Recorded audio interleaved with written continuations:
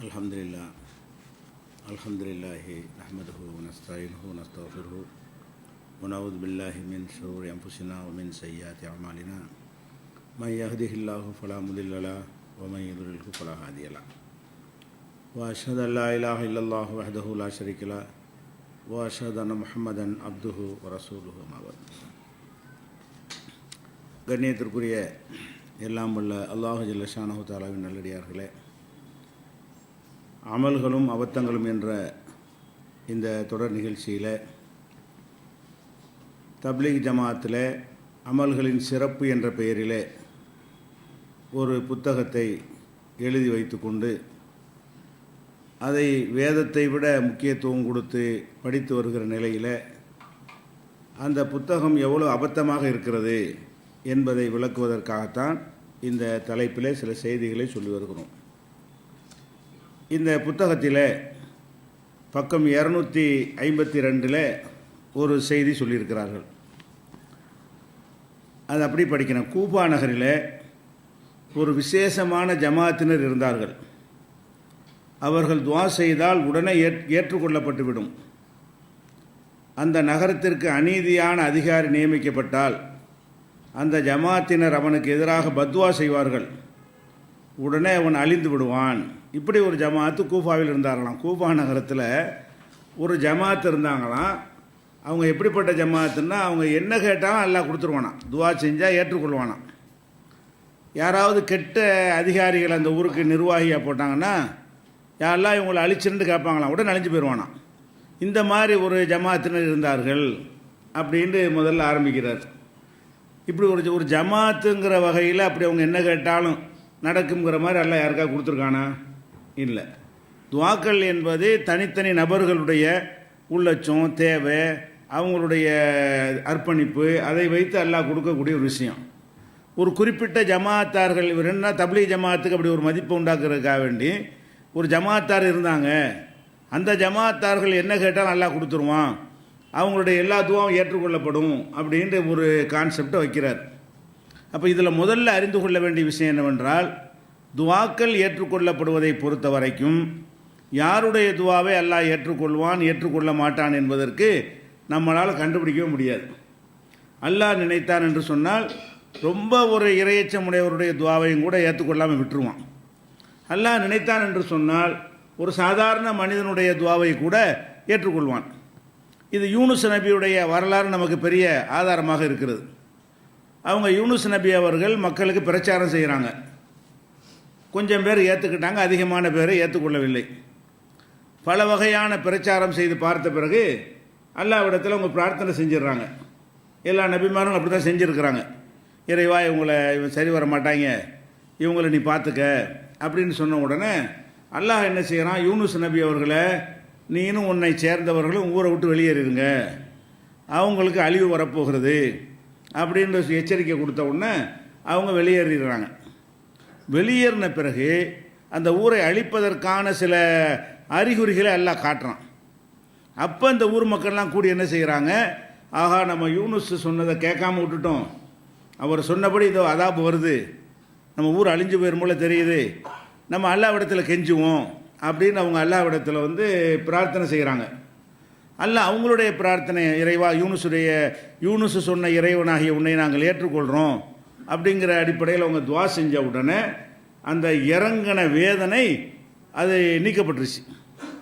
அப்போ யூனுஸ் நபி அவர்கள் என்ன செய்கிறாங்க, வெளியே போனாங்களா, திரும்பி வர்றாங்க.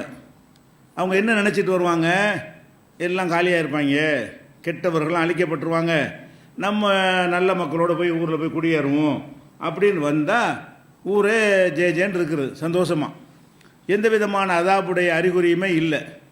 அப்போ யூனுஸ் நபி அவர்களுக்கு என்ன செய்கிறாங்கன்னா கோவப்படுறாங்க. எப்படி கோவப்படுறாங்க, அந்த கோவப்பட்டாங்கன்னு மட்டும் அல்லாஹ் சொல்கிறான். என்ன கோவம் நமக்கு விளங்குறது, இந்த கோவம் அல்லாஹ் மேலே உள்ள கோவம் தான். ஏன்னு கேட்டால் நம்மள்கிட்ட அழிக்கிறேன்னு சொல்லிவிட்டு அவங்க கேட்டோன்னே அவங்க காப்பாற்றப்பட்டிருக்காங்க, என்ன அர்த்தம் அப்படின்னு சொல்லி அல்லாஹ் குர்ஆனில் எப்படி சொல்கிறான்னு கேட்டால், ஓ தன்னூனி இது தகவ முகாலிபன், இந்த மீன் வயிற்றில் அவருக்கு பேரை மீன் வயிற்றில் இருந்தவர் நல்லா பேர் வச்சுவிட்டான் யூனுஸ் நபிக்கு. தன்னூன் என்றால் மீன் வயிற்றில் இருந்தவர். இந்த மீன் வயிற்றில் இருந்தாரே அவரை இத்தகவ முகாலிபன் கோபித்து கொண்டு போகிறார். ஃபலன்ன அல்லன் நக்திர் அலைஹி, அவர் மீது நாம் சக்தி வர மாட்டோம் என்று நினைக்கிறார். கோவிச்சுக்கிட்டு எங்கே போக முடியும்னா, இந்த இப்படி அல்லாஹ் செஞ்சுட்டான்னு கோவிச்சுக்கிட்டு போனால் அல்லாஹ் படைக்காத வேற ஒரு உலகத்துக்காக போக முடியும்? அவர் எங்கே போனாலும் அல்லாவுடைய இடம் தானே. இந்த ஊரை விட்டு வேற ஊருக்கு போனால் அந்த வேற ஊருக்கு வேற இறைவனாக இருக்கிறான். அப்போ நமக்கு சக்திகளை நினைத்து கொண்டு அவர் அந்த மாதிரி போனார். அவரை இருள்களில் கொண்டே ஆழ்த்தி அவர் ஃபனாதாஃபில் துலுமாத்தி அல்லா இலாஹ இல்லா அந்த சுப்ஹானக இன்னி குன்து மினல் ஸாலிமீன், இறைவா நான் தான் தப்பு செஞ்சிட்டேன், அநியாயம் பண்ணிட்டேன், நீ தான் தூய்மையானவன் என்று சொல்ல வச்சுட்டேங்கிற அல்லாஹ். இப்போ இதில் என்ன கவனிக்கணும், யூனுஸ் நபி அழிக்க துவா செய்கிறாங்க. அது பவர்ஃபுல்லான ஒரு நபியுடைய துவா, அதுவும் நல்ல நோக்கத்திற்காக கேட்ட ஒரு துவா. சொந்த பகைக்காக வேண்டி அழிக்க சொல்லலை, தீனுக்காக வேண்டி, தீனை எதிர்க்கிறாங்களேங்கிறதுக்காக வேண்டி, அது ஒரு நல்ல இறைவன் ஏற்றுக்கொண்ட ஒரு விஷயத்துக்காக செய்த ஒரு துவா தான். அந்த துவாவின் பிரகாரம் அழிக்கணும்னு இவர் நினைக்கும் பொழுது அந்த மக்கள் திருந்துறாங்க இல்லை, அதை எல்லாம் பார்க்குறான். யூனுஸ் நபிய துவாவை கேட்டு அந்த அறிகுறியை காட்டினாலும் சம்பந்தப்பட்ட மக்கள் இறைவா எங்களை காப்பாற்றுன்ற உடனே அவங்கள காப்பாற்றி யூனுஸ் நபியுடைய அந்த கோரிக்கையை நிராகரிச்சிடறான். இவர் கோவப்பட்டு போகிறார். அப்போ அல்லாஹ் இதில் என்ன காட்டுறான்னு கேட்டால், ரசூலுல்லாஹ்க்கு உத்தரவு போடுறான், வலா தக்குன் க சாஹிபில் ஹூத், இந்த மீன் வயிற்றில் இருந்தாரே அவர் மாதிரி நீ ஆகக்கூடாது. மற்ற நபிமார்களை எல்லாம் பின்பற்றுன்னு அல்லாஹ் சொல்கிறான். எல்லா நபிமார்களையும் அல்லாஹ் சொல்லிவிட்டு உலாய்கல்லதீன ஹதாஹுமுல்லா, அந்த நபிமார்களுக்கெல்லாம் அல்லாஹ் நேர் வழி காட்டினான். ஃபபி ஹுதாஹு முக்ததி, அவங்களுடைய நேர் வழியை நீனும் பின்பற்று இப்படின்னு ரசூலுல்லாஹ் கட்டளை போடுறான். யூனுஸ் நபியை பற்றி பேச்சு வரும்போது மட்டும் வலா தக்குன் க சாஹிபில் ஹூத், இந்த மீன் வயிற்றில் இருந்தாரே அவர் மாதிரி ஆயிடக்கூடாது. அப்புறம் அது என்ன ஆகக்கூடாது, அவர் ஏன் துவாவை எல்லாம் ஏற்றுக்கிறேன்னு அவன் துவா ஏற்றுக்கிறேன், அதான் மேட்டுறாங்க. எது மாதிரி ஆகக்கூடாது, நான் இறை தூதராக இருந்து நான் கேட்டுவிட்டேன் என்று சொன்னால் என் துவாவை எல்லாம் ஏற்றுக்கணும், என்னுடைய துவாவை ஏற்றுக்கிறாம எப்படி போகலான்னு கோச்சிட்டு போனார, அந்த தன்மை வந்துடும். அதில் அடிமைத்தனத்தில் குறைபாடு இருக்கிறது. ஆனால் அல்லாஹ் என்ன செய்கிறார், அதுக்கான யூனுஸ் நபி நம்ம குறை சொல்லிட முடியாது. ஏன்னு கேட்டால் இந்த தப்பை செஞ்சார்னு அல்லாஹ் சொல்லிவிட்டு அவர் அழுதழுது மன்னிப்பு கேட்டதுனால ஃபஜித்தபாஹு ரப்புஹு, அவருடைய இறைவன் அவரை தேர்ந்தெடுத்து கொண்டான். ஓ ஜாலஹு மின சாலிஹீன், நல்லடியார்களில் ஒருவராக ஆக்கிவிட்டான். அதனால யூனுஸ் நபி அவர்கள் இந்த பாவத்திற்காக தண்டிக்கப்பட மாட்டார்கள். ஆனால் உலகத்தில் கண்டிக்கப்பட்டார்கள். உலகத்தில் அவங்க கண்டிக்கப்பட்டார்கள், அவங்க திருந்தி கொண்டார்கள், அழுதாலும் அல்லாஹ் ஏற்றுக்கொண்டான். அப்போ அல்லாஹ் இதில் என்ன பார்க்குறான்னு கேட்டால், துவாவை ஏற்றுக்கிறதுக்கெல்லாம் நீங்கள் கண்டிஷன் போடக்கூடாது, அது நம்ம வேலை. நான் நினச்சா யார் துவாவை ஏற்றுக்கிறேன், நான் நினச்சா யார் துவாவை ஏற்றுக்கிறாம விடுவேன். அதுதான் எஜமான் என்பதற்குரிய அதிகாரமே. நீங்கள் சொல்கிறது நான் கேட்டேன்னா அப்போ நீங்கள் எஜமான் ஆயிடுறீங்க. அந்த மாதிரி வரக்கூடாது என்பதில் அல்லாஹ் ரொம்ப உறுதியாக இருக்கிறான். இவங்க என்ன செய்கிறாங்கன்னு கேட்டால், ஒரு கூட்டத்தாரை சொல்லி பயம் காட்டுறது. இந்த தரிக்காக்காரன், இந்த ஷேக்குலாம் இருக்காங்க, அந்த தரிக்காவில் போய் மோதினீங்கன்னு வைங்க, கையெந்திருவாங்க, அழிஞ்சு போயிடுவீங்க, தப்லீக்கில் கையை வச்சுன்னு வைங்க, அதோட காலி எல்லாரும் இப்படிங்கிற மாதிரி ஒரு பயத்தை காட்டுவதற்காக வேண்டி ஒரு காலத்தில் இப்படி ஒரு பில்டப் கொடுப்பாங்க போல இருக்குது. இதில் என்ன செய்ய, கூபா நகரில் இப்படி ஒரு விசேஷமான ஜமாத்தினர் இருந்தார்கள். அவர்கள் துவா செய்தால் உடனே ஏற்றுக்கொள்ளப்பட்டு விடும். எப்படி இது உனக்கு தெரியும், அவங்க எத்தனை துவா செஞ்சாங்க எல்லாம் லிஸ்ட்டு போடு, என்னவெல்லாம் ஏற்றுக்கொள்ளப்பட்டுச்சு அப்படிங்கிற ஒன்றுமே இல்லை, சும்மா துவாசையும் ஏற்றுக்கொள்ளப்படும் இப்படின்றது கதை பின்னாடி வருது. இப்படியான ஒரு ஜமாத் இருந்தார்களாம். அப்போ இந்த ஹஜ்ஜாஜ் என்ற ஒரு மன்னர் ஒரு அதிகாரியை நியமிக்கப்படுறார். ஹஜ்ஜாஜ் என்பவர் கூஃபாவுக்கு அதிகாரியாக நியமிக்கப்படுகிறார். அவர் கெட்டவர். அவர் அந்த ஊருக்கு என்ன செஞ்சாராம், இதை கேள்விப்பட்டாராம், இந்த மாதிரி ஒரு ஜமாத்தார் இருக்கிறாங்க, அவங்க துவா செஞ்சு அழிஞ்சு போயிடுவாங்க, இப்போ நமக்கு எதிராக அவங்க துவா செஞ்சிடக்கூடாது, அதுக்காக அவங்கள மடக்கணும் அப்படின்னு அவர் என்ன செஞ்சாராம், எல்லாரையும் கூப்பிட்டு, யார் இந்த ஜமாத்தாரெலாம் கூப்பிட்டு தட்டப்புடலாம் விருந்து வச்சாராம். எல்லாம் ஹராமான விருந்தை வச்சு விட்டாராம். வச்சோன்னே நல்லா வயிறு படுக்க சாப்பிட்டாங்களாம். சாப்பிட்ட உடனே இனிமேல் என்ன ஒன்றா தோசை செஞ்சு போ, உன் துவா எனக்கு ஒன்றும் செய்யாது, நீ உனக்கு நல்ல உணவு சாப்பிட்டுட்டு இருந்த, அதனால் இது வரைக்கும் பவர் இருந்துச்சு, இப்போ அந்த பவர் நான் எடுத்துட்டேன் அப்படின்னு ஹஜ்ஜாஜ் இப்னு யூசுப் சொல்லிவிட்டு அது ஆட்டமெல்லாம் போட்டார். இப்படி கதை போகுது. அப்போ இதுக்கு ஹராமான உணவு நான் சாப்பிட்லாமான்னு சொல்லி அப்படி ஒரு சொல்வதற்காக வேண்டி இந்த கதையை எழுதியிருக்கிறாங்க. ஹராமான உணவை சாப்பிடக்கூடாதுன்னு எவ்வளோ கட்டளைகள் அதை சொல்லிட்டு போயிடலாம். அதுலேயும் ஹராமான பன்றியாவை கொடுத்தார் அவர், ஹலாலான உணவு தான், அவர் சம்பாரித்த விதம் வேண்டாம் ஹராமாக இருக்கும், அது நமக்கு ஹராமு கிடையாது. மார்க்கத்தில் யூதர்கள் கொடுத்த விருந்த ரசூல்லா சாப்பிட்டாங்களே, அப்போ ரசூல்லாவுடைய துவா ஏற்றுக்கிறப்படாதா? யூதர்கள் கொடுத்த அன்பளிப்பு வாங்கினாங்களே, அப்போ ரசூலுல்லாவுடைய துவா ஏற்றுக்கிறப்படாதா? எத்தனை அண்டை நாட்டு மன்னர்கள்லாம் கோவேறு கழுதை ட்ரெஸ்ஸு அப்படி பொருள்கள்லாம் கொண்டாந்து கொடுத்தாங்களே, அதையெல்லாம் ரசூலுல்லாஹ் வாங்கி கொண்டார்களே. ஒரு பெண்ணு கூட இறைச்சியில் விஷம் கலந்து கொடுத்து அதை சாப்பிட்டாங்களே, ஆனால் பாதிக்கப்படாமல் தப்பிச்சுக்கிட்டாங்க. ஆனால் அந்த யகூதி பெண்ணு தானே அது, அவங்களுடைய வருமானமெல்லாம் வட்டி வருமானம் தானே. அப்போ ஹராமுங்கிறது எப்போ வரும்போது அதே விளங்கலை. ஹராமுன்னு சொன்னால் அது சம்பாதிக்கிற விதம் தப்பாக இருந்தால் ஹராமு தான். ஆனால் அப்படி ஹராமாக ஒருத்தர் சம்பாதிச்சா கூட நமக்கு அன்பளிப்பாக கொடுத்தாரே ஆனால் அது நமக்கு ஹராமாகாது. இப்போ நம்ம தகப்பனார் தப்பாக சம்பாதிச்சு வச்சுட்டு போயிட்டார், மூத்தா போனோன்னா வாரிசு நமக்கு சொத்தில் வருதுன்னு வைங்களேன், அது நமக்கு ஹலால். அப்படியே கனிமத்து மாதிரி போர்க்களத்தில் நம்ம எடுக்கிற எதிரிகளுடைய பொருள் அதெல்லாம் என்ன ஹராம் தானே? போர்க்களத்தில் எதிரிகளுடைய பொருள்கள்லாம் கைப்பற்றோம்னு ஜெயிச்சிட்டோம்னு சொன்னால் எதிரியுடைய பொருள்கள்லாம் நமக்கு உரியதாயிரும். போலமும் அன்னமா கனிமத்துன்னு ஹலாலுங்கிறான். நீங்கள் கனிமத்தாக எடுத்தது ஹலாலாக இருக்கு, நான் சாப்பிடுங்க நல்லா அப்படின்னு நல்லா சொல்கிறான். அதனுடைய முறையை நீங்கள் பார்த்தீங்கன்னா தப்பாக சம்பாரிச்சிருப்பான். இந்த போர்க்களத்துக்கு வரக்கூடியவன் இஸ்லாம் சொல்லக்கூடிய அந்த ஹலால் ஹரார் நெறிமுறையெல்லாம் பார்த்து சம்பாரித்த அந்த பொருளாதாரத்தான் வச்சுருப்பான். இருக்காது, எல்லாம் கலந்து தான் இருக்கும். முதல் ஹலால் ஹராமுடைய அடிப்படை என்ன செய்யலை உங்களுக்கு விளங்கவில்லை. நம்ம ஹராமாக சம்பாதிக்கக்கூடாதுங்கிற விஷயம் வேறு. ஒருவன் ஹராமான முறையில் சம்பாதிச்ச விஷயம் ஹலாலானதா, அதுக்கான பன்றியத்தை தான் சாப்பிட முடியாது. அது சம்பாதிக்கிற விதத்தினால ஹராம் இல்லை, அதுவே ஹராமாக இருக்கிறது. அது மாதிரி செத்த பணத்தை சாப்பிடக்கூடாது. அரிசி இருக்குது, அது ஹலாலான ஒரு பொருள். ஒருத்தன் முறைகேடாக சம்பாதிச்சான்னு வைங்க, அந்த விதம் சரியில்லாதனால அது ஹராம் ஆகிடுது. அவனுக்கு ஹராம்ங்கிற குற்றம் வந்துடும். அவன் நமக்கு அன்பளிப்பாக கொடுத்தான்னு வைங்க, ஒருத்தர் டீ குடிக்க கூப்பிட்றாரு, ஒரு கணக்கு சொல்லு, வருமான கணக்கு சொல்லு, நீ ஹலாலாக சம்பாதிச்சியா அப்படின்னு அதுவும் தானே பாதிக்கும். யாராவது டீ குடிக்க கூப்பிட்டாங்கன்னா நீ டீ குடிக்கிறலாம் இல்லையா? எத்தனை அதிகாரிகளை பார்க்க போகிறோம், சிஎம்ஐ பார்க்க போகிறோம், பிஎம்ஐலாம் பார்க்குறோம், அவங்க ஏதாவது தர்றாங்க, அதை நம்ம சாப்பிட்றோம், நம்ம துவா ஏற்றுக்கொள்ளப்படாதா? அரசியல்வாதிகள்லாம் ஹலாலான சம்பாத்தியமா? எந்த அரசியல்வாதியை பார்க்க போனாலும் ஏதாவது தரத்தானே செய்கிறாங்க, நம்ம சாப்பிட்டு தானே செய்கிறோம். மார்க்கத்தில் கூடாது, நம்மளுடைய துவாக்களை பாதிக்கிற அளவுக்கு அது மார்க்கத்தில் உள்ளதாக இருந்தால் நம்ம ஒன்றுமே செய்ய முடியாதுங்கண்ணே. அப்படி மார்க்கத்தில் இல்லை. அப்போ இது விளங்காமல் வட்டி கடைக்காரன் விட்டு நிழலில் கூட நிற்கக்கூடாது, இப்படிலாம் ஒரு கதைகளை எழுதி வைத்து கொண்டு சொல்கிறாங்களே தவிர இது இந்த ஹராமில் தூரமாக இருக்கிறா அப்படி காட்டுறாங்களாம். அப்படி ரசூலுல்லாஹ் தூரமாக இருக்கலை. இந்த மாதிரியான அடிப்படையில் என்ன செய்கிற ரசூல் ஸல்லல்லாஹு அலைஹி வஸல்லம் அவனுடைய சம்பாத்தியம் என்ன மாதிரி இருந்தாலும் சரி, அவர்கள் நமக்கு அன்பளிப்பாக கொடுத்தார்கள் யாராலும் வாங்கி கொள்ளலாம், என்ன மாதிரியாக இருந்தாலும் சரி. அதனால் நமக்கு அது ஹராம் வராது. ஆனால் அவன் ஹராம் தான், அது அவன் செஞ்சது என்னது ஹராம் தான். அதனால் உங்களுக்கு ஏதாவது ஒரு நல்ல காரியத்துக்கு நன்கொடை கொடுத்தான்னு வைங்க, மறுமையில் அவனுக்கு கூலி கிடைக்காது, நீங்கள் வாங்கிக்கலாம். இப்போ நோன்பு கஞ்சிக்காக போய் கேட்குறீங்க, அவர் வருமானம்லாம் சரியான முறையில் சம்பாதிக்கிற ஆள் இல்லை, தந்தாரா நீங்கள் வாங்கி நோன்பு கஞ்சி குடிக்கலாம். நோன்பு கஞ்சிக்குன்னு ஒரு கூலி வச்சுருப்பான்ல, இல்லை அது கொடுக்க மாட்டான். அவருக்கு ஏன் கொடுக்க மாட்டான்? அவருக்கு ஹராமாக வந்திருக்குது. இதுதான் இஸ்லாத்தினோட அடிப்படை. இஸ்லாமுக்கு ஒரு பொருளியல்ங்கிறதுல இது ரொம்ப விவரமாக விளக்கியிருக்கிறோம். பொருளாதாரங்கிற புஸ்தகம் போட்டிருக்கிறோம், அதில் நிறைய ஆதாரங்கள்லாம் போட்டு அந்த டாப்பிக்காக போயிருந்தது, அதெல்லாம் விளக்கியிருக்கிறோம். இப்போ என்ன சொல்கிறாங்கன்னு கேட்டால், இந்த ஹராமான உணவே சாப்பிடாத மக்கள் அவங்க இருந்தாங்க, அதனால துவாக்கள்லாம் ஏற்றுக்கொள்ளப்பட்டுச்சு. இந்த ஹராமானதை அவர் சாப்பிட வச்சு நினைஞ்சிட்டாரு, அவர் தன்னை காத்து கொண்டார் இப்படிங்கிற மாதிரி சொல்கிறாங்க. அப்படிலாம் ஆகாது. எத்தனையோ நம்ம பார்க்குறோம், கேடுகட்ட மன்னர்கள்லாம் இருந்து இன்றைக்கு வரைக்கும் சிரியாவில் அங்கெல்லாம் இவ்வளோ கொடுமைகள் பண்ணுறாங்க, நல்ல மக்கள்லாம் இல்லையா? துவாசையமே இருக்கிறோம். எல்லாம் நாடும்போது என்ன செய்வான்? அழிப்பான். இல்லையா சோதனைன்னு தாங்கிக்கிறங்க, மறுமையில் கூலி தருவான். உலகம் பூரா இஸ்லாத்துக்கு எதிரான ஆட்சியாக நடந்துக்கிட்டு இருக்கிறது. அந்த ஆட்சிக்கு எதிராக நல்லவர்கள் உலகத்தில் இருக்கத்தானே செய்கிறாங்க. இன்றைக்கி அல்லாஹ் பயப்படக்கூடியவங்க நல்லவங்கன்னு ஒரு சின்ன சதவீதமாவது எல்லா பகுதியிலும் இருக்கிறாங்க.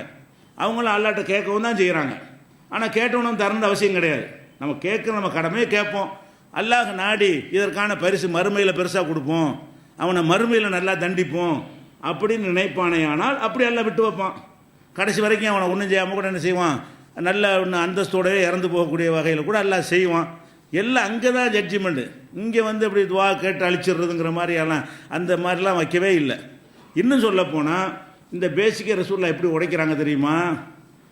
அல்லாட்ட துவா செய்கிறாங்க, இறைவா நான் யாரையாவது சபித்து விட்டேன்னு வை, சபித்தேன்னு சொன்னால் ஏற்றுக்கிறது, அதை உங்களுக்கு ரஹமத்தாய் கோவத்தில் நாசமாக போடா அப்படின்னு ரசூலுல்லாஹ் சொன்னாங்கன்னு வைங்க, என்ன ஆகும்? அல்லாஹ்வுடைய ரசூலுடைய துவாவுக்கு ஒரு பவர் இருக்குது தானே செய்யுது. அப்போ நாசமாக நம்ம போயிடக்கூடாது இல்லையா? அதுக்காக என்ன செய்கிறாங்கன்னு கேட்டால், யாரையாவது நான் நாசமாக போ, தொலைஞ்சு போ, உருப்படாமல் போ, விளங்காமல் போ அப்படின்னு நான் கோபத்தில் சொல்லிவிட்டேன் என்று சொன்னால், இறைவா நீ இதை ஏற்றுக்கொள்ளாத, அதை அவங்களை ரஹமத்தாக்கி விடு நான் இப்படி யாரையா திட்டேன்னு சொன்னால் அவங்களுக்கு வந்து அது அருளாக மாற்றி விடு என்று நான் அல்லாட்ட துவா செஞ்சுருக்கிறேன். நான் பத்துவா செய்யறேன் யாரும் பயந்துட்டு ஆகாதேங்கிறாங்க. ரசூல்லா பத்துவா செஞ்சிருவாங்க, அல்லாவுக்கு பயந்துட்டு போகணுமே தவிர ரசூல்லா பத்துவா செஞ்சு நம்மளை அழிச்சிருவாங்க இப்படிங்கிற மாதிரி பயந்துக்கிட்டு நீங்கள் வாழாதீங்கன்னு சொல்லி போதனை செஞ்சவங்க ரசூல் ஸல்லல்லாஹு அலைஹி வஸல்லம் அவர்கள். இவங்க ஒரு கூட்டத்தை காட்டி பயங்காட்டி அப்படி ஒரு கூட்டம் இருக்கிறாங்க, அதெல்லாம் இஸ்லாத்தில் கிடையாது. அப்போ இஸ்லாத்தில் வந்து ஒரு கெட்டவர்கள் ஆட்சியாளர்களாக இருந்தால் அவர்களை அழிக்கிற அளவுக்கு ஒரு கூட்டம் இருந்தது அப்படிங்கிற மாதிரிலாம் கிடையாது. இன்னும் சொல்ல போனால் அதுக்கு ஒரு லிஸ்ட்டு தரணும். இந்த கூட்டம் என்னென்ன அதிகாரி நியமிக்கப்பட்டார், அவர் எப்படி அநியாயக்காரராக இருந்தார், அவர் நியமித்த அன்னைக்கே மூத்தா போயிட்டாரா, எத்தனை நாள் சென்று மூத்தா போன, அதில் விவரம் வேணும்ல, பட்டியல் வேணும்ல. கூஃபாங்கிற ஒரு நகரம் தானே, அது வரலாற்றில் உள்ள ஒரு நகரம் தானே, அது வரலாற்று காலத்தில் தானே இதெல்லாம் இருக்கிறது. இவர் இந்த மாதிரி பெரியார்கள்லாம் இருந்தாருன்னா இவங்க சொன்னால் கணக்குப்படி ஒரு 1000 வருஷம் ஹஜ்ஜாஜுடைய காலம் தான் வருது. ஒரு 1100 வருஷத்துக்கு முன்னாடி உள்ள ஒரு சம்பவம் தான் இது உண்மையாக இருந்தால். அப்போ இவங்க என்ன செய்யணும், கூஃபா நகரில் இந்த மாதிரி இருந்தார்கள், இந்த வருஷத்தில் இன்னாரை நியமிச்சு அன்னைக்கு ஒரு மண்டையை போட்டார், அடுத்த நாள் இன்னொரு ஆள் நியமித்தாங்க, அவர் மண்டையை போட்டார், அடுத்து இன்னொரு கெட்டவரை நியமிச்சோன்னு வாசனை அழிஞ்சு போயிடணும்ல. அப்போ இப்படி 30-40 பேர் போயிட்டாங்க. அப்புறமேல் ஒரு நல்ல மனிதர் நியமித்த பிறகு அவர் கொஞ்ச நாளைக்கு இருந்தார்னு இப்படி காட்டினா தான் இந்த ஒரு செய்தி ஆகுமே தவிர சும்மா எழுதி வச்சா செய்தி ஆயிருமா? அப்போ வாயில் வந்ததெல்லாம் எழுதுறதுங்கிற ஒரு தன்மையில் இந்த விஷயம் இருக்கிறத பார்க்குறோம். இது ஒன்றாச்சா. அடுத்து வந்து ஷைத்தானை பற்றி மார்க்கத்தில் ஒரு எப்படி நம்பணுன்னு ஒன்று இருக்குது. ஷைத்தான்கிறவன் நம்மளை உள்ளத்தில் நுழைஞ்சு வழிகெடுப்பான். இது நம்ம எல்லாம் அறிஞ்சு வச்சுருக்கிறோம். நம்ம யாராவது ஷைத்தானை பார்த்தோமா? பார்க்கல. யாராவது பார்க்க முடியுமா? முடியவே முடியாது. ஏன் முடியாதுங்கிறோம்னா அல்லாஹ் குர்ஆனில் சொல்கிறான், இன்னஹு யராக்கும் ஹுவ வ கபீலுஹு மின் ஹைசு லா தரவுனஹு. நீங்கள் பார்க்காத விதத்தில் ஷைத்தானும் அவனுடைய கூட்டத்தாரும் உங்களை பார்க்கிறார்கள். அல்லாஹ் குர்ஆனில் எப்படி சொல்கிறான்னு கேட்டால், ஷைத்தான் இருக்கிறாங்கிறத நீங்கள் நம்பணுமே தவிர அவன் உள்ளத்தில் நுழைஞ்சு பண்ணுற சேட்டைகளை உணர முடியும். நம்ம நல்லது செய்யணும்னு நினைக்கும் போது மாற்றி விட்டுருவான். நம்மளுக்கே தெரியும் ஷைத்தான் வேலை தான் அப்படின்னு சொல்லிட்டு இந்த தப்பை செய்யக்கூடாதுன்னு நினச்சிக்கிட்டே இருப்போமா, அது செய்ய வச்சுப்படுவான். இது அந்த ஷைத்தான் தான் பண்ணிட்டான். அது நடந்த பிறகு ஷைத்தான் நம்மளோட விளையாடி இருக்கிறான்.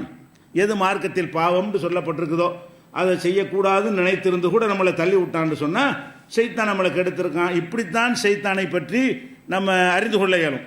உணர்ந்து புரிந்து கொள்வதாக இருந்தால் இப்படி தான் புரிந்து கொள்ள இயலுமே தவிர தொழுகிறோம் 4 ரக்காத்து 2 ரக்காத்து குழப்பி விட்டுருவான், சலாம் கொடுக்க வச்சுருவான். அப்படியும் ரசூல்லா சொல்கிறாங்க, சலாம் கொடுத்த உடனே பாங்கு சொன்னோன்னே ஓடுவான், இக்காம சொன்னோன்னே ஓடுவான், பாங்கு சொல்லி முடிச்சோன்னு மறுபடியும் வந்துடுவான், இக்காம சொன்னோன்னே என்ன செய்வான், மறுபடியும் ஓடுவான், இக்காம சொல்லி முடிஞ்சோன்னு வருவான். நீ தக்பீர் கட்டினவனை உள்ளத்தில் நுழைஞ்சிக்கிட்டு நீ 2 தொழுதியா 4 தொழுதியா உனக்கு சந்தேகத்தை உண்டாக்கிடுவான். இப்படியெல்லாம் ரசூல் ஸல்லல்லாஹு அலைஹி வஸல்லம் சொல்கிறாங்க. அப்போ ஷைத்தான்கிறவன் உள்ளத்தில் நுழைஞ்சி விசுஃபி சுதூரின் நாஸ் தான், மனித உள்ளங்களில் ஊடுருவி கெட்ட எண்ணங்களை போடுகிறவன். இதுதான் ஷைத்தான். அவன் மக்களை மாதிரி ஒரு ஆளை நடமாடிக்கொண்டு மக்கள்கிட்ட பேசிக்கொண்டு இருக்கிற ஒரு தன்மை அவன்கிட்ட கிடையாது. இது ஆதியிலேருந்தே, இது ஆதம் அலைஹிஸ்ஸலாத்தை வெளியேற்றுறதை வச்சு தான் அல்ல இதை சொல்கிறான். ஆதியிலேருந்தே உங்கள் தகப்பனாரை வெளியேற்றி விட்டான், உங்களுடைய பெற்றோர்கள் ஆதமை ஹவ்வாவையும் அவன் தான் வெளியேற்றி விட்டான் அப்படின்னு சொல்லும் பொழுது தான் அல்ல என்ன செய்கிறான், அவங்கள நீங்கள் பார்க்க இயலாது, பார்க்காத விதத்தில் உங்களை வந்து வழிகெடுப்பாங்க ஷைத்தான் கூட்டத்தார்கள் அப்படிங்கிறான். இவங்க என்ன எழுதியிருக்காருன்னு கேட்டால் பக்கம் 42 முற்காலத்தில் ஷைத்தான் மனிதன் கண்களுக்கு தென்படுவான். முற்காலத்தில் எப்படி இருக்கும்னா ஒரு பயம் நடக்குன்னா ஷைத்தான் 4 பேர் உட்காந்துருப்பாங்க, நீங்கள்லாம் பார்க்கலாம் அப்படி. அதான் அர்த்தம். முற்காலத்தில் வந்து ஷைத்தான் மனிதனுக்கு எந்த முற்காலத்தில் மனிதனுக்கு தென்படுவான்ங்கிறதுக்கு என்ன ப்ரூஃப் என்ன?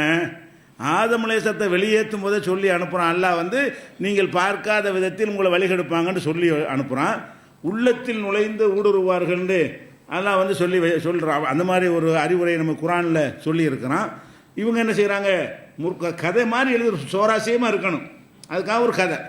முற்காலத்தில் ஷைத்தான் மனிதன் கண்களுக்கு தென்படுவான் அப்படிங்கும்போது ஒரு ஆள் என்ன செஞ்சாராம், நம்ம வந்து ஷைத்தான் வலையில் விழக்கூடாது, எப்படியா நம்ம வழிகெடுத்துறான். அப்போ ஷைத்தான்ட்டே போய் என்ன செய்வோம், நம்ம ஒரு கேள்வி கேட்போம் அப்படின்னு போய் கேட்டாராம். எப்படி கேட்டாரன்னா, உன்னை போல் நான் ஆக விரும்புகிறேன். ஷைத்தான்ட்ட போய் சொன்னாராம், நீ எப்படி இருக்கிறியோ அதே அந்தஸ்துக்கு நானும் வரணும், அதுக்கு எனக்கு ஒரு வழியை சொல்லு அப்படின்னு கேட்டாரான். அவன் என்ன சொன்னான்னா, தொழுகை அசட்டையாக தொழுவு, எதுக்கு எடுத்தாலும் சத்தியம் பண்ணு, நம்ம ரேஞ்சுக்கு வந்துடுவ. 2 விஷயம்தான், தொழுகையில் அலட்சியமாயிரி அதிகமாக சத்தியம் பண்ணும்.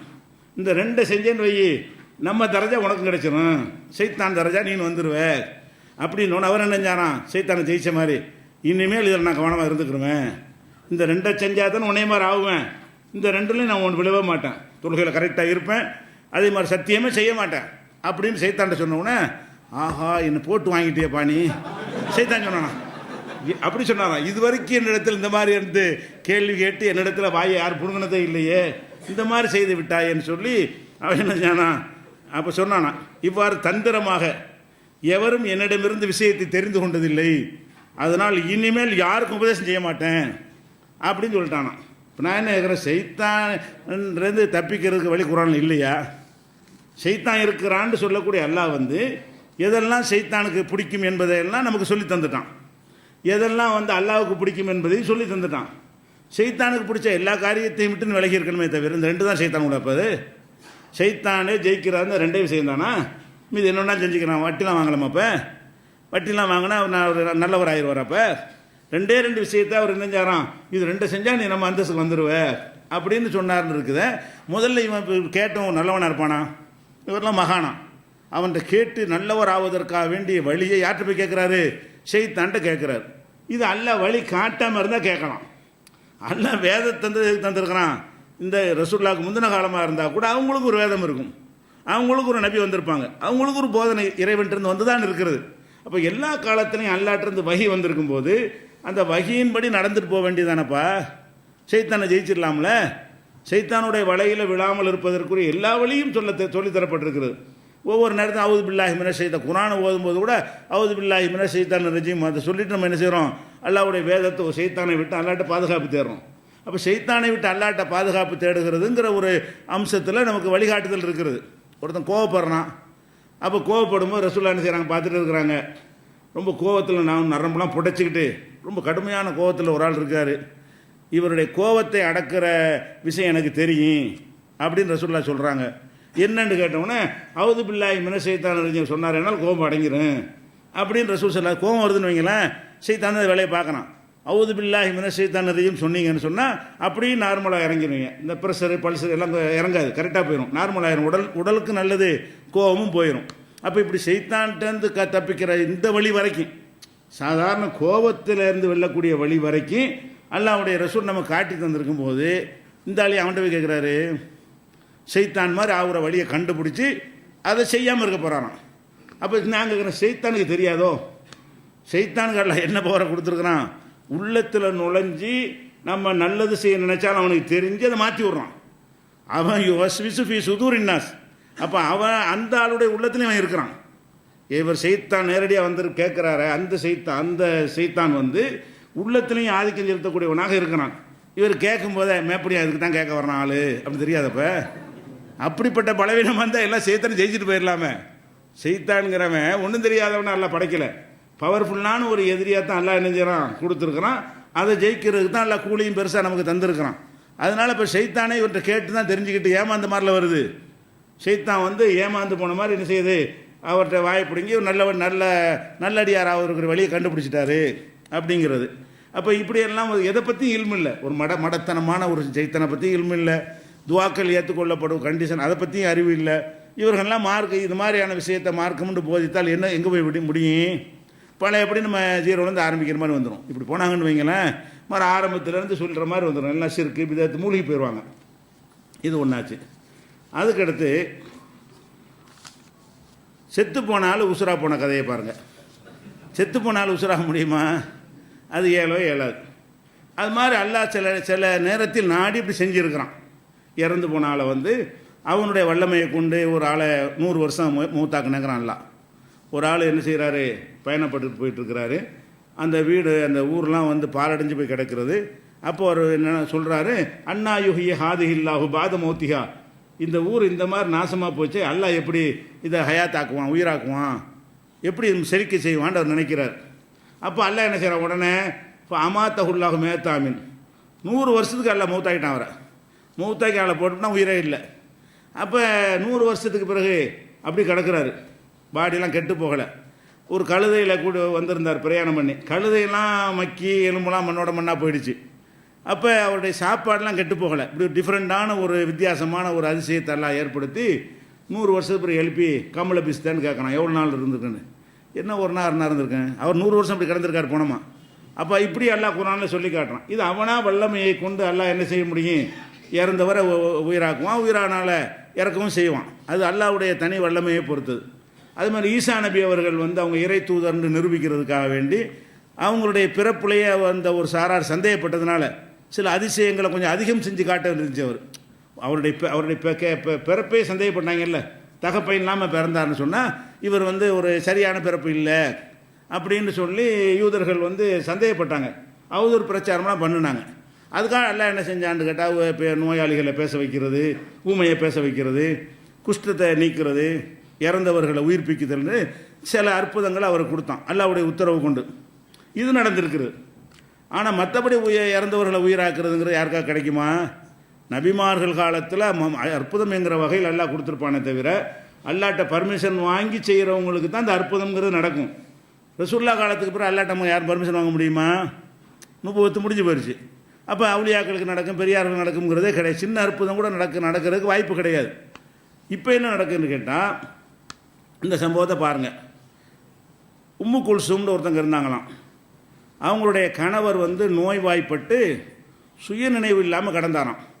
உம்மு குல்சூம் என்பவருடைய கணவர் இது பக்கம் 12-13 இருக்குது. நோய்வாய்ப்பட்டு கிடந்தார். அப்போ அனைவருமே இவர் இறந்து விட்டார்னு முடிவு செஞ்சுட்டாங்களாம். நோய்வாய்ப்பட்டு மூர்ச்சையாகி கிடந்த உடனே ரொம்ப நாள் கடந்திருப்பார் அவளுக்கு.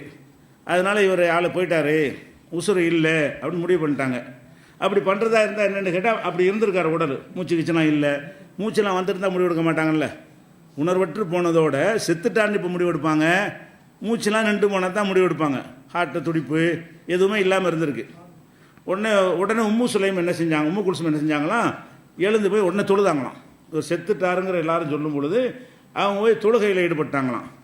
தொழுது முடித்த உடனே என்ன செஞ்சிச்சா, அவருக்கு எந்திரிச்சிட்டாராம். யார் செத்து போன கிடந்தார்ல, இவர் தொழுது முடிச்சுட்டு வந்தவுடனே அப்படியே மயக்கம் தெளிஞ்சு தெரிகிற மாதிரி கண்ணை முடிச்சு பார்த்துட்டாராம். பார்த்துட்டு என்ன செய்கிறார் கேட்குறாராம், நான் மரணம் அடைந்தது போல் இருந்தேனோ மக்கள்கிட்ட கேட்குறாராம். நான் செத்து போன மாதிரி கிடந்தேனோ அப்படின்னு கேட்குறாராம்.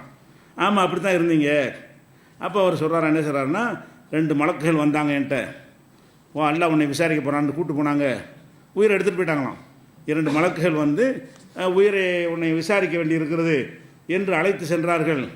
பாதி தூரம் போனவுடனே இன்னொரு மலக்கு வந்தார். ஏன் இவரை கூட்டிகிட்டு போகிறீங்க, இவருக்கு இன்னும் நேரம் இருக்குதே, இவரை கொண்டு சில காரியங்கள் அந்த குடும்பத்தாருக்கு நடக்க வேண்டி இருக்கிறது, நீங்கள் அவசரப்பட்டியாக கூட்டிகிட்டு வந்தீங்கன்றவுடனே விட்டுட்டார்கள். உடனே வந்துட்டேங்கிறார். முதல்ல 2 மலக்கு இவரை கைப்பற்றி கொண்டு போயிடுறாங்களாம். அப்போ அல்லாஹ்வுடைய ராஜ்யத்தை எவ்வளோ வீக்காகிறாருன்னு பாருங்கள். 2 மலக்கு உயிரை எடுக்க வர்றாங்க. இன்னொரு மலக்கு அதுக்கு கவுண்டர் கொடுத்து என்ன செய்கிறாரு, அது திருப்பி அனுப்பி வைக்கிறாரு. இப்படி அல்லாஹ்வுடைய ராஜ்யத்திலே ஒரு குழப்பம் இருக்கிற மாதிரி ஒரு செட்டப்பில் இந்த கதை எழுதி வச்சுக்கிறாங்க. அப்புறம் உனக்கு தீர்ப்பு சொல்ல வேண்டி இருக்கிறது கூறி அழைச்சி சென்றாங்களா. 3வது மலக்கு என்ன செஞ்சாரா, நீங்கள் சென்று விடுங்கள், தாயின் வயிற்றில் இருக்கும்போதே நற்பாக்கியசாலி என்று எழுதப்பட்டவர்களில் இவரும் ஒருவர், இவருடைய மக்கள் இவர் மூலம் இன்னும் பயனடைய வேண்டி உள்ளது. இவருடைய பிள்ளைகள்லாம் இருக்கிறாங்க, இவர் மூலம் நிறைய பயனடைய வேண்டி இருக்கிறது, அதனால் விட்டுருங்கண்டாங்களாம். அப்போ எல்லாருமே பயனடைய வேண்டிய ஆளுக்கு தானே சாவுற ஆளுக்கெல்லாம்.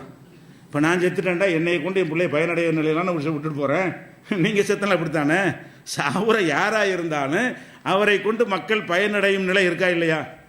அதாவது யாருக்குன்னா செத்து கலந்து போய் எப்படா போவான் 95-100 வயசுன்னு ஆகி அவனுக்கு தான் அப்படி இருக்காதே தவிர மற்றபடியான அதிகமான மரணங்களை பொறுத்த வரைக்கும் அவங்களை கொண்டு வர்ற பயனை இழக்கத்தான் செய்கிறேன். எல்லாருமே இறந்துட்டாங்கன்னு சொன்னால் அப்போ அதுக்காக வேண்டி எல்லாம் விடுவதா, எல்லாத்தையும் விட்டுருக்கணும். எல்லாரையும் மூத்தக்கரமாக கூட்டிகிட்டு போயிட்டு உன் புள்ள ஒட்டியெல்லாம் கஷ்டப்படும் போ அப்படின்னு நல்லா விடணும். இவர் ஒரு ஆளுக்கு மட்டும் தான் உலகத்தில் நடந்த மாதிரி இந்த மாதிரியான ஒரு அம்சம் புள்ள குட்டிகள்லாம் இவர் வச்சு பயனடையணுமா, அதுக்காக வேண்டி எல்லாம் விட்டுட்டானா அப்படின்னு சொல்கிறீங்களே. அப்படி ஒரு கான்செப்ட் இஸ்லாத்தில் இருக்குதா? இஸ்லாத்தில் என்ன இருக்குது?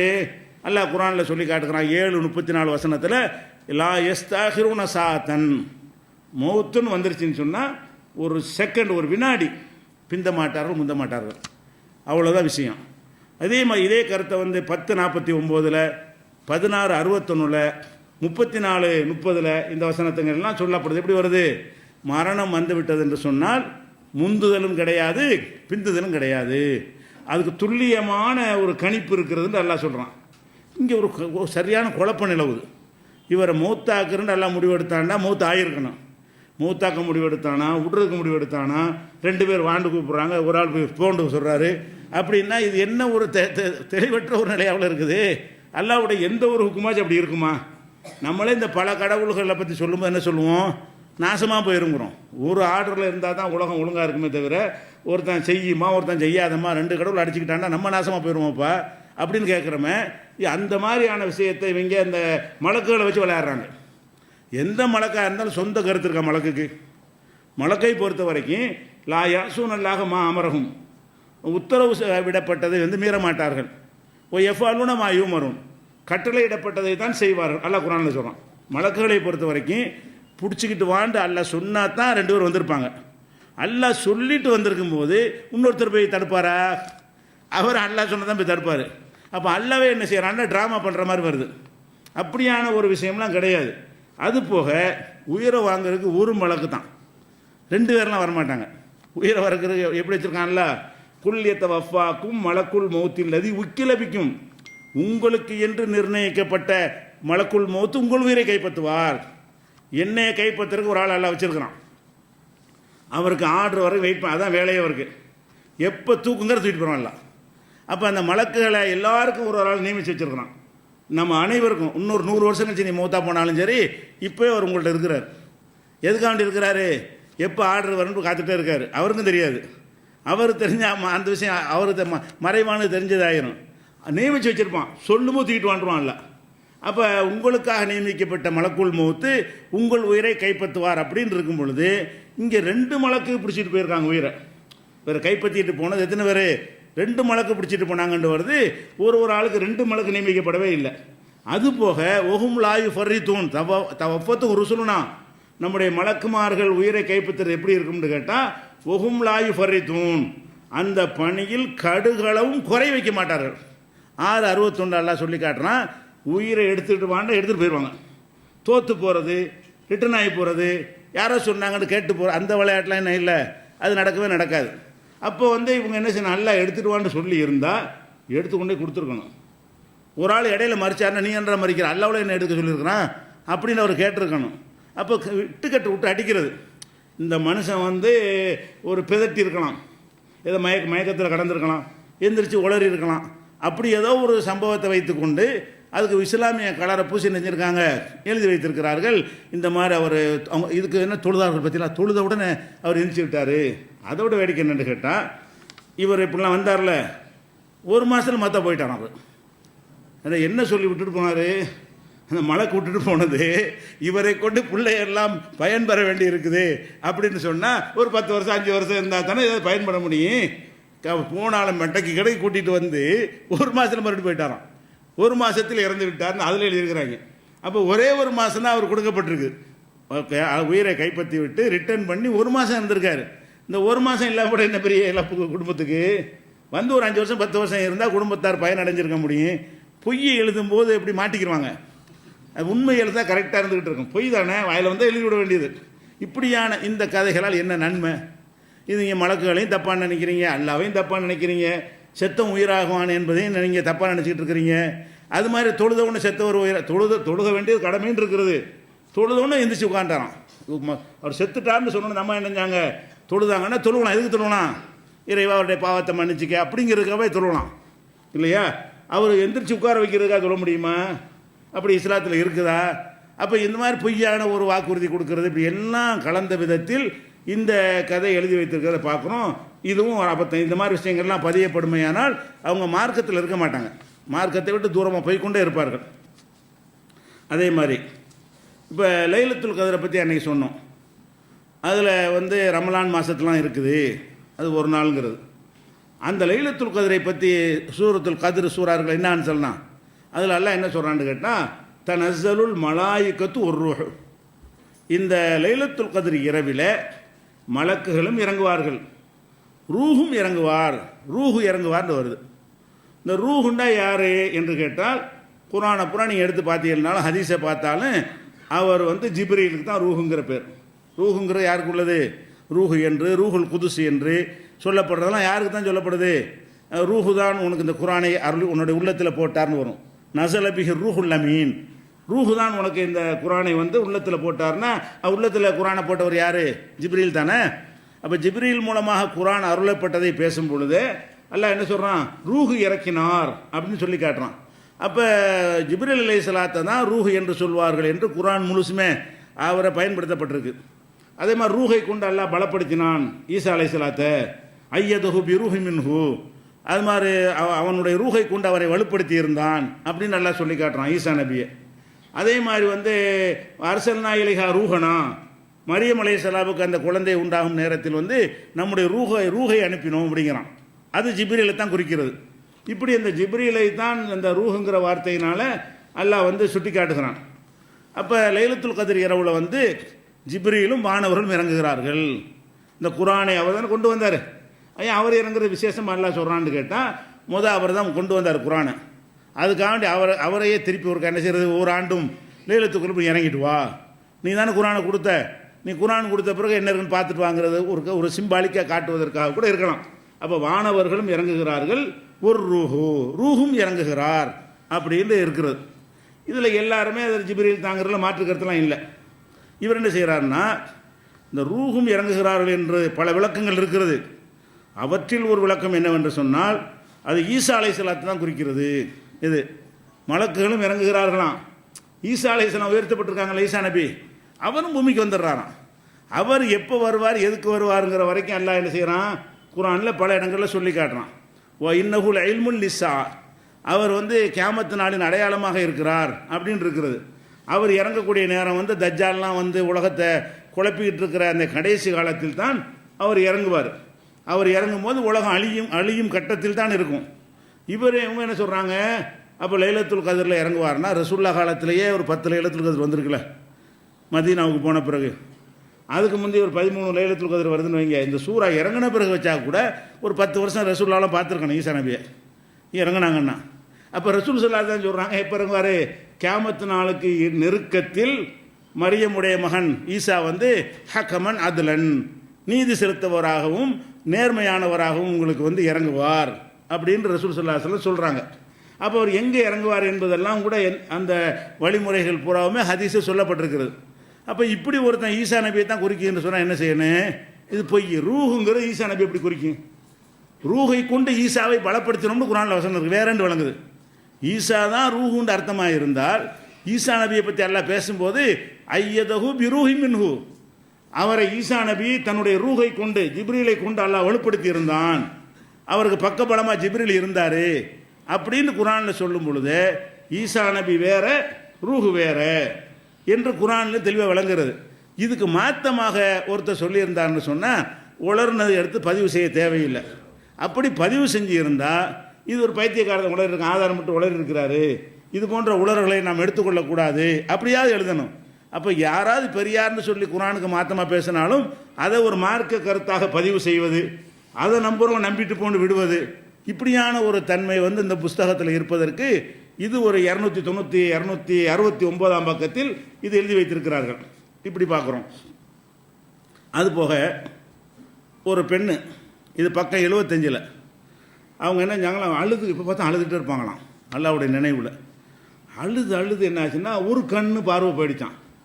போன உடனே இதை கண்ட மக்கள்லாம் என்ன செஞ்சாங்களாம், ஏம்மா இந்த மாதிரி அல்லாஹ் பயந்துக்கம்மா, ஒரு கண்ணு போயிடுச்சா இல்லையா, எதுக்கு போட்டு இந்த மாதிரி அழுவுற அப்படின்னு கேட்குறாங்களாம்.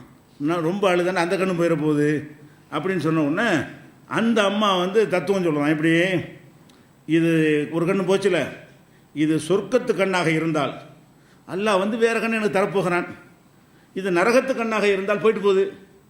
எப்படி கதை, அதாவது ஒரு கண்ணு போயிடுச்சான் அழுதழுது ஒரு கண்ணு போணுச்சுன்னா மக்கள் அறிவுரை சொல்கிறாங்க, இப்படிலாம் செய்யக்கூடாது, அழுதழுது போனால் அந்த கண்ணு போயிட போகுது அப்படின்னு சொன்னால் அதுக்கு அந்த அம்மா என்ன பதில் சொல்கிறாங்க, அந்த கண்ணு கெட்டு போச்சுல, அந்த குருடா போச்சு, அந்த குருடா போன கண்ணு சொர்க்கத்திற்கு போகக்கூடிய கண்ணாக இருந்தால் அது நல்ல கண்ணாக மாற்றி எனக்கு தரப்படும், அது பெரிய இழப்பு எனக்கு கிடையாது. அது நரகத்தில் அந்த கண்ணு போகுமாக இருந்தால் போயிட்டு போகுது, எனக்கு அந்த கண்ணு என்னதுக்கு போனால் போயிட்டு போகுது, அதுக்கே நான் கவலைப்படணும் அப்படின்னு ஒரு தத்துவம் பேசினாராம். அதுக்கப்புறம் வந்து அந்த மாதிரி ஆயிருக்குமே, அதனால் அந்த கண் இல்லாமல் இருக்கு நல்லது, இது மார்க்கத்தில் இருக்கா? அழுத 2 கண்ணெலாம் ஒரு கண்ணிலே அழுவாங்க, அழுது நினச்சான் ஒரு கண்ணு போயிடுச்சான், ஒரு கண்ணு அப்புறமேல போகுமா. அழுதுகிட்டே இருந்தீங்கன்னா அதனால கண்ணு போகுமா இருந்தால் 2 தான் போகணும். அப்போ ஒரு கண்ணு போயிருக்கு அவங்களுக்கு, இன்னும் கொஞ்சம் நாளைக்கு பிறகு இன்னொரு கண்ணு போகும். மேட்ரு என்ன, ரசூல் ஸல்லல்லாஹு அலைஹி வஸல்லம் அவர்கள் இந்த கண்ணை பற்றி என்ன சொன்னாங்க? மக்கள் அறிவுரை சொன்ன மாதிரி தானே அவர் ரசூல்லா சொல்லியிருக்கிறாங்க. என்ன சொன்னாங்க? இன்னலி ஐனிக்கு அலைக்க ஹக்கா, உன் கண்களுக்கு செய்கிற கடமைன்னு இருக்குது. எப்போ பார்த்தா அழுதுகிட்டுலாம் இருக்கக்கூடாது. அழுகை என்பது எப்போவாது சில நேரங்களில் வரும். ரசூல்லா அழுதுருக்குறாங்க தான், அழுதுகிட்டே இருந்தாங்க, கண் போகிற அளவுக்கு அழுதாங்க. எப்போ பார்த்தாலும் அழுதவங்க அவங்கள்ட்ட இருக்கா? இல்லை. சிரிப்பாங்க, மக்களோட மக்களாக இருப்பாங்க, எல்லா காரியமும் ஈடுபடுவாங்க. சில நேரங்களில் வந்து அவர் இரையச்சம் அதிகமாகும் பொழுது, சில ஆயத்துக்களை ஓதும் பொழுது, புயல் வெள்ளம் அந்த மாதிரியான சில ஒரு அறிகுறிகளை, இயற்கை சீற்றங்களை பார்க்கும் பொழுது அப்போ பதறி என்ன செய்வாங்க? அப்போ அழுகக்கூடிய நிலையாயிரும். உன்னை இறைவன் விசாரிப்பான் அப்படிங்கிற மாதிரி வசனங்கள் வரும்பொழுதெல்லாம் அவங்க அழுதுருக்குறாங்க. அந்த வசனங்களை ஓதும் பொழுது அழுதுருக்குறாங்க. எப்போதும் அழுதுகிட்டு இருந்தாங்களா? இரவு முழுசும் தொழுதுகிட்டு இருந்தாங்கன்னு வேண்டாம் வருதே தவிர அழுதுகிட்டு இருந்தாங்கன்னு வரவே இல்லை. இந்த அம்மாவுக்கு அழுதுகிட்டே இருந்திருக்க பார்த்தாலும் ராத்திரி பூரா உட்காந்து அழுகிறது. என்னத்துக்கு இப்போ அழுகுற? இபாதத் செஞ்சுட்டு போக வேண்டிய தொழுதுட்டா இருக்கலாம்ல, அதுக்கு குரானை ஓதிட்டா இருக்கலாம்ல. அப்படிலாம் இந்த அம்மா செய்யலை, அழுதுகிட்டே இருந்திருக்கு. என்னத்துக்கு அழுதுகிட்டு இருக்குன்னா, கண்ணு போகட்டும், நரக கண்ணாக இருந்தால் போய் தொலையட்டும், சொர்க்கத்து கண்ணாக இருந்தாலும் போகட்டும், வேற கிடைச்சிடும். இப்படி அழிச்சு கொள்வது மார்க்கத்தில் இருக்குதா? இது மாதிரி இருந்தால் இது வந்து ஒரு மூளையற்ற ஒரு பெண்ணுன்னு சொல்வதை விட்டுவிட்டு இதெல்லாம் மகான்கள் பெண்களை எப்படி அப்படின்ட்டு கொடுத்துருவார். பெண்கள் எல்லாம் எப்படி ஈடுபாடாக இருந்திருக்கிறார்கள் பார்த்தீர்களா? மார்க்கத்தில் எவ்வளோ, இது மார்க்கத்தில் பிடிப்பா? மார்க்கத்தில் உள்ள ஞானத்தை காட்டுமா? இது மாதிரியான ஒரு அறிவு கட்ட மாதிரியான செயல்கள் செஞ்சார்கள் என்பதையெல்லாம் தீனுங்கிற பேரில் நினைஞ்சிருக்கிறாங்க, எழுதி வச்சிருக்கிறாங்க. இப்படி நம்ம இருக்கக்கூடாது. அப்படின்னா ஒன்றுமே செய்ய முடியாது. ஒருத்தவனை தற்கொலை பண்ணி கூட விஷத்தை குடிச்சு கூட இது சொர்க்கத்துக்கு போகிற உடம்பாக இருந்தால் அல்லாஹ் வேற உடம்பு தந்து விடுவான், நரகத்துக்கு போகிற உடம்பாக இருந்தால் போயிட்டு போகுது. இப்படியா பேசுறது? என்ன செய்யணும்னு குரானில் இருக்கிறது, ஹதீஸில் இருக்கிறது, என்ன செய்யக்கூடாதுன்னு இருக்கிறது. அதன்படி வாழ்க்கை அமைச்சிட்டு போவியா?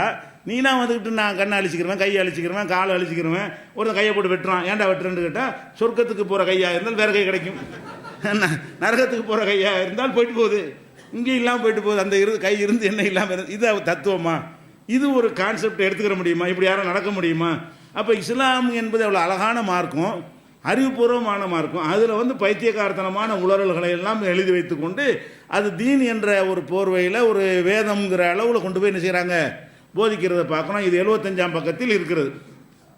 அடுத்து இன்னொரு விஷயத்தை பாருங்கள். இது பக்கம் 42. நம்ம மஹ்ஷர் மைதானத்தை மஹ்ஷரில் அல்லாஹ் விசாரிப்பான்னு கேள்விப்பட்டிருக்கிறோம். அந்த விசாரணை வந்து ரொம்ப யௌமித்தீன், மாலிக் யௌமித்தீன், நியாய தீர்ப்பு நாள். அந்த நாளுக்கு பேர் என்னது? நியாய தீர்ப்பு நாள்னு பேர். எதுக்கு அந்த பேர் அப்படின்னு கேட்டால், நம்மளை எழுப்பின பிறகு யாரெல்லாம் நரகவாசின்னு நல்லா நினைக்கிறானோ இழுத்து கொண்டே போடுங்கன்னு சொல்லிடலாம். யாரை கேட்க இயலுமா? யாரெல்லாம் சொர்க்கவாசின்னு நினைக்கிறானோ இதெல்லாம் சொல்கிறது போ, நரகத்துக்கு போ, யாரை ஏற்று பேச முடியுமா? பேச முடியாது. ஆனால் அல்ல அப்படி செய்ய மாட்டான். அல்ல என்ன செய்வான்? ஒவ்வொன்றையும் நிரூபிப்பான். நிரூபிக்க தேவையே இல்லை.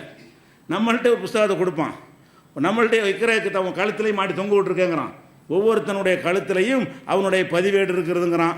அது மாத்திரம் இல்லாமல் கிராமன் காத்திபின்னு ஒரு பக்கம் உட்காந்துக்கிட்டு எழுதுறாங்கன்னு எல்லாம் சொல்கிறான். ஒரு மனிதனுக்கு பல ரெக்கார்டுகள் அவன் மறுக்கக்கூடாது என்பதற்காக வேண்டி நம்மோடவே 2 பேரை நியமித்து வச்சிருக்கிறான். அந்த 2 பேர் என்ன செய்கிறாங்கன்னா, மா எல் ஃபிலிமின் கவுலின், எந்த ஒரு வார்த்தையை மொழிந்தாலும் இல்லாலதைஹி ரகீபுன் அதீத், ரகீப் அதீத் என்ற வானவர்கள் அவனிடத்தில் இல்லாமல் இருப்பதில்லை, எழுதி கொண்டே இருப்பார்கள். கிராமன் காத்திபீன், சங்கைமிக்க எழுத்தர்கள், ஏலமூன மாத்தஃபலூன், நீங்கள் செய்வதையெல்லாம் அறிந்தவர்களாக இருக்கிறார்கள் எல்லாம் சொல்லி காட்டுறோம். அப்படி ஒரு பக்கமாச்சா. அதுக்கப்புறம் குல்ல இன்சானின் அல்சம்னாகு தாயிரகு பியூனுகி, ஒவ்வொருத்தனுடைய கழுத்திலையும் அவனுடைய பதிவேட்டை தொங்க விட்டுருக்கிறோம். அது ஒன்று தனி சிப்பு மாதிரி ஒரு நகை அளவுக்குள்ள ஒரு மெமரி கார்டில் வந்து மொத்த வாழ்க்கை எழுதிடலாம்ல இந்த காலத்தில். அவ்வளோ பேப்பர் எங்கன்னு பார்க்கக்கூடாது. இப்படி சின்ன ஒரு பொருளுக்குள்ளேயே அவ்வளோ விஷயங்கள் அடக்கலாம். அப்போ நம்ம என்னென்னலாம் செய்கிறோமோ அது எல்லாமே நமக்குள்ளேயே ரெக்கார்ட் ஆகிட்டு இருக்குது. அதெல்லாம் ப்ளே பண்ணுறக்கூடியது நமக்கு தெரியலை. அங்கே எல்லாம் என்ன செய்வான்? எல்லாத்தையும் கூட அவன் ஒரு பதிவேடை வச்சுருப்பான், கொடுத்து கையில் தூக்கி போடுவான். நன்மை தீமையை பதிவு செஞ்ச புஸ்தகமாக கையில் தூக்கி தருவான்.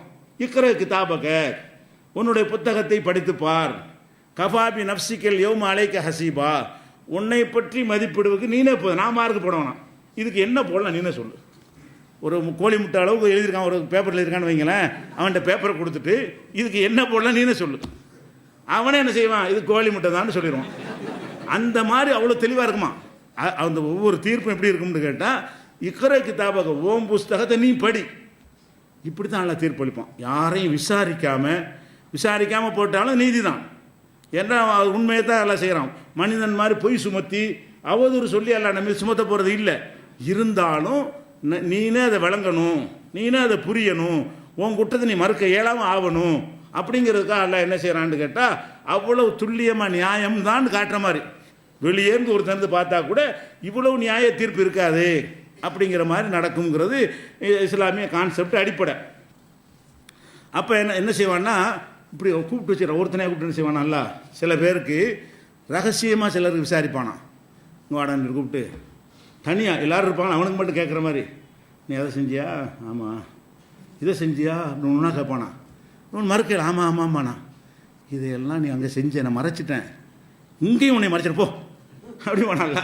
அடே நீ இவ்வளோ செஞ்சுருக்கிற, இவன் என்ன இப்படி ஒன்று ஒன்றா எல்லாம் கேட்குறான்னு நம்ம கதை முடிஞ்சு போச்சு அப்படி நினைக்கும் பொழுது அவன்கிட்ட உள்ள தௌஹீது ஈமான் அதனுடைய பலம் உறுதியாக இருந்திருக்கும். சில அமல்களில் தப்பு செஞ்சுருப்பான், உறுதிப்பாடு ஜாஸ்தியாக இருந்திருக்கும், அந்த மாதிரி தியாகத்தன்மை ஜாஸ்தியாக இருந்திருக்கும். அந்த பேலன்ஸ் அவனுக்கு தான் அந்த மதிப்பு போடுவான். அல்ல அவன் என்ன செய்வான், பார்த்துக்கிட்டு ஊதுக்குரு கதா இதை செஞ்சியா அதை செஞ்சியான்னு கேட்டோன்னே ஆமாம் ஆமாம்மாண்ணா ஒன்றும் மிஞ்சாது போல இருக்குது, எதுவும் சின்ன விஷயத்தையும் விட மாட்டேங்குது, பெருசையும் விட மாட்டேங்குதுன்னு சொல்லிட்டு அவன் நம்ம கதை முடிஞ்சிருச்சுன்னு நினைக்கும் போது, உலகத்தில் யாருக்கும் தெரியாது, எனக்கு தான் தெரியும், உனக்கு தெரியும், நான் மறைச்சிட்டேன், இப்பவும் மறைச்சிட்டேன், ஓடு சொர்க்கத்துக்குன்றான். நல்லா அப்போ விசாரித்து விட்டு குற்றத்தை நிரூபித்துட்டு கூட மன்னிச்சு என்ன செய்வான், அல்ல அப்படியே அனுப்புவான்.